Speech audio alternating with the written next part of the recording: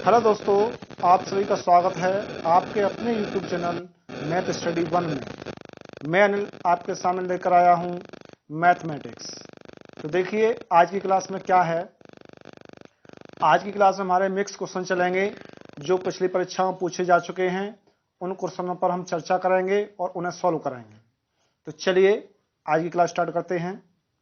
देखिए क्वेश्चन दे रखा है आपको, दो संख्याओं का लासा 225 तथा उनका मासा 5 है। यदि एक संख्या 25 हो तो दूसरी संख्या क्या होगी। तो देखिए ध्यान से कैसे करेंगे इस क्वेश्चन को। तो देखिए लासा गुणा मासा, तो आपको दे रखा है लासा 225, कितना दे रखा है 225 गुणा मासा, मासा कितना है हमारा 5 इजिकल टू एक संख्या हमको दे रखी है 25, दूसरी संख्या पता नहीं है, मैं x मान लेता हूं। तो देखिए 25 से काटा हमने 225 को 9 बार, 9 का गुणा करेंगे 5 में, कितना हो जाएगा 45 इजिकल टू x। ये जो संख्या आई है हमारे सामने निकल के, दूसरी संख्या कितनी होगी 45 होगी। ऑप्शन नंबर सी जो है आपका वो राइट हो जाएगा। चलिए चलते हैं अगले क्वेश्चन पर। अगला क्वेश्चन क्या कहता है आपसे। तो अगला क्वेश्चन कहता है दो संख्याओं का लासा 1820, उनका मासा 26 है। यदि एक संख्या 130 हो तो दूसरी संख्या कितनी होगी। तो देखिए ध्यान से, आपको लासा दे रखा है 1820 और मासा गुणा मासा कितना है 26 इजिकल टू संख्या हमको दे रखी है 130, दूसरी संख्या हमने x ले ली। चलिए काटपीट करिए, 0 से 0 कैंसिल, 13 से 26 दो बार कैंसिल, 2 का गुणा कर दीजिए 182 में, 2 दूना 4, 2 अट्ठा 16 और 2 और 1 3, कितना हो जाता है 364। x जो हमने मानी थी दूसरी संख्या मानी थी, इसकी वैल्यू आई 364। तो ऑप्शन नंबर सी जो है आपका बिल्कुल राइट हो जाएगा। ये क्वेश्चन दोनों हो जाते हैं सॉल्व। चलिए चलते हैं अगले क्वेश्चन पर। चलिए देखिए अगला क्वेश्चन क्या कहता है आपसे। यह कहता है दो संख्याओं का लासा 495 तथा मासा 5 है। यदि उन संख्याओं का योग 100 हो तो उनका अंतर कितना होगा। तो चलिए सबसे पहले हम क्या करते हैं, वही फॉर्मूला लासा गुणा मासा वाला। तो लासा गुणा मासा इजिकल टू पहली संख्या गुणा दूसरी संख्या होती थी आपकी। तो चलिए इनके फैक्टर कर दीजिए आप। 495 के हम फैक्टर करेंगे तो कितना हो जाएगा 5 इंटू 9 इंटू 11 और इंटू 5। अब देखिए, तो देखिए 5 इसमें कॉमन है दो जगह पर, तो एक बार हम 5 का मल्टीप्लाई 9 में कर देंगे, 9 पंजा 45 इंटू 11 का कर दीजिए 5 में।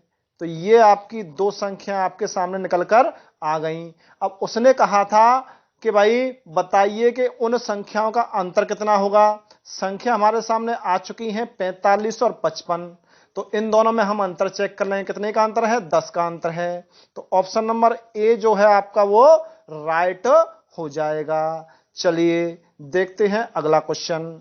अगला क्वेश्चन कहता है 29 से बड़ी दो संख्याओं का मासा 29 और लासा 4147 है। इन संख्याओं का योग बताइए। तो चलिए हम क्या करते हैं इसमें, उसने कहा है 29 से बड़ी संख्या कैसी होंगी आपकी 29 से बड़ी होंगी। तो चलिए वही फॉर्मूला अपनाएंगे हम। 29 क्या है आपका इनका मासा और लासा कितना है आपका 4147। चलिए फैक्टर कर लीजिए, 29 के फैक्टर होंगे नहीं, इंटू ये जो संख्या दे रखी है हम इसके फैक्टर कर देंगे। तो कितने फैक्टर होंगे 29 इंटू 11 और इंटू 13, ये इसके फैक्टर हो गए। 29 दोनों जगह पर कॉमन है आपका, तो हम क्या करेंगे एक बार 29 का मल्टीप्लाई करेंगे हम 11 से और एक बार कर देंगे 29 का मल्टीप्लाई 13 से।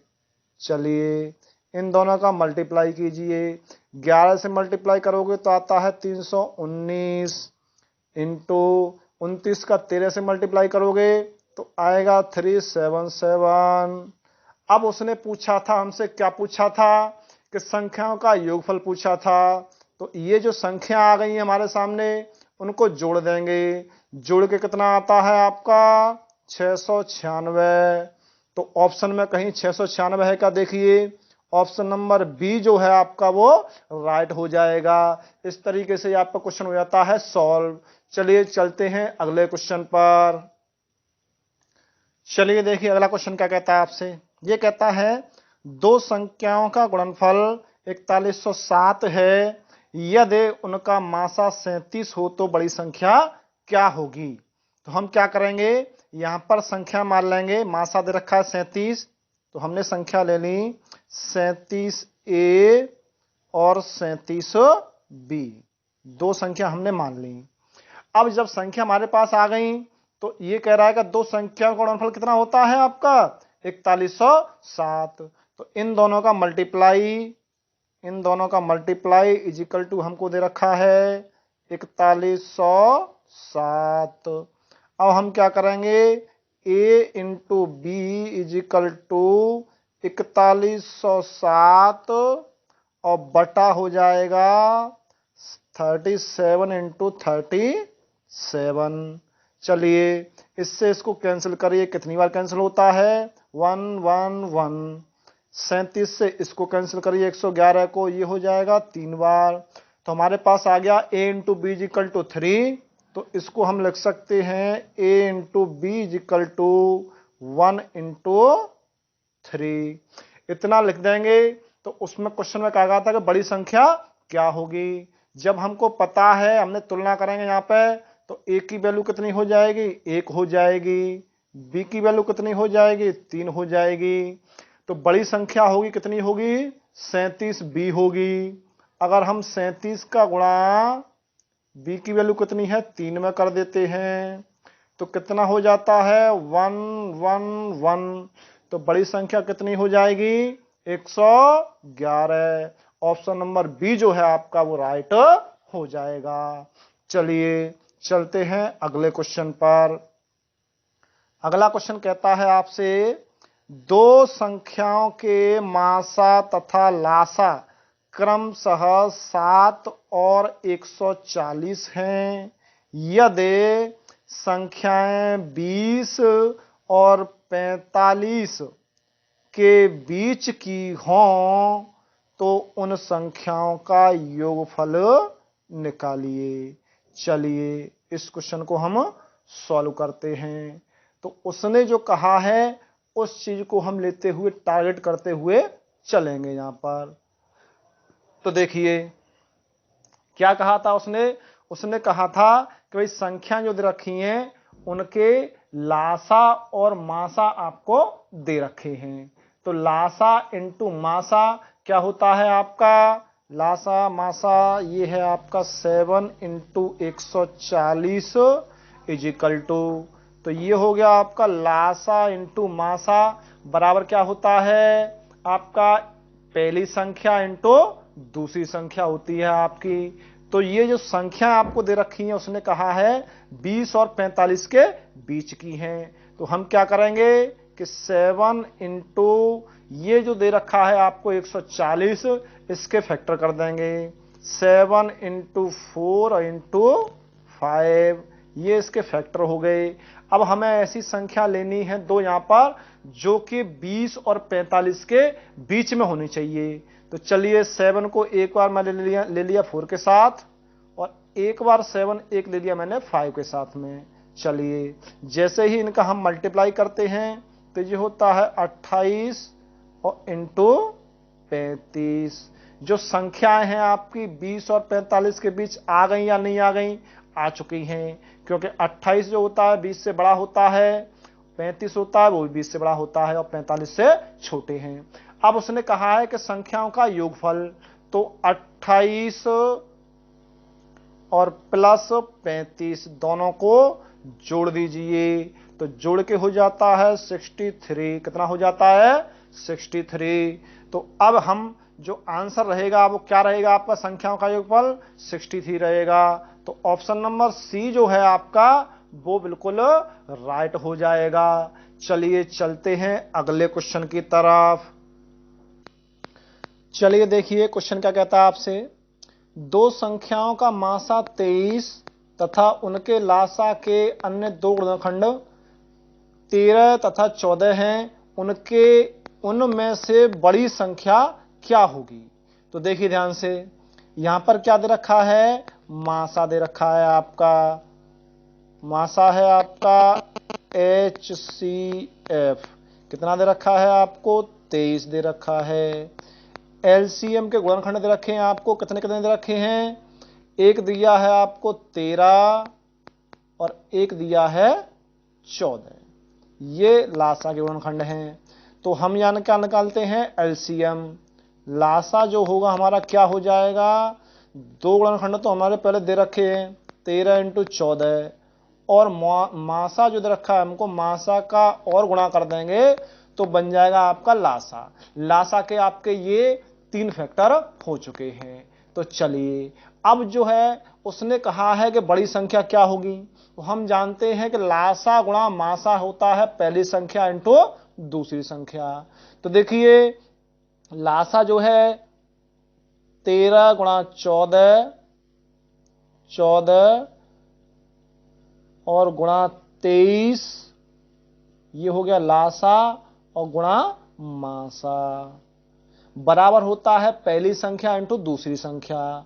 तो देखिए यहां पर 23 जो है दोनों जगह पर है, तो हम क्या करेंगे? एक बार 23 को 13 के साथ लेंगे और एक बार 23 को 14 के साथ लेंगे। तो संख्या हम यहां पर क्या बना देंगे? 13 × 23 एक संख्या बन जाएगी आपकी कंप्लीट होके, और दूसरी क्या हो जाएगी? 14 × 23 दूसरी संख्या आपकी ये बन जाएगी। अब इनमें से उसने कहा था कि बड़ी संख्या क्या होगी। तो देखिए 13 × 23, 23 तो दोनों बराबर है, यहां पर 13 है, यहां पर 14 है, तो बड़ी संख्या जो होगी वो कितनी होगी? 14 × 23 होगी। अब क्या करेंगे हम? 14 का 23 में गुणा कर देंगे। गुणा जैसे ही करेंगे तो कितना आएगा? 322 आ जाएगा। तो 322 ऑप्शन में है या नहीं चेक करिए। ऑप्शन नंबर डी हो जाएगा आपका राइट क्वेश्चन। चलिए चलते हैं अगले प्रश्न पर। क्या कहता है अगला प्रश्न? चलिए उसे देखते हैं हम। अगला क्वेश्चन कहता है दो संख्याओं का मासा 13 व लासा 455 है, यदि इनमें से एक संख्या 75 और 125 के बीच स्थिर है तो वह संख्या ज्ञात कीजिए। उसने आपको दे दिया है लासा और मासा। अब उसने बोल दिया है आपसे कि भाई एक जो संख्या है आपकी वो 75 और 125 के बीच में स्थित है, तो बताइए वो संख्या कौन सी है। तो देखिए यहां पर ध्यान से, तो हम क्या करेंगे? यहां पर वही ट्रिक अपनाएंगे कि भाई मासा गुणा लासा या लासा गुणा मासा एक ही बात है आपकी। 455। अब हम क्या करेंगे? 13 गुणा 400 जो 55 दे रखा है उसके हम फैक्टर करेंगे। चलिए करिए, तो फैक्टर हो जाते हैं 5 × 7 और इंटू 30।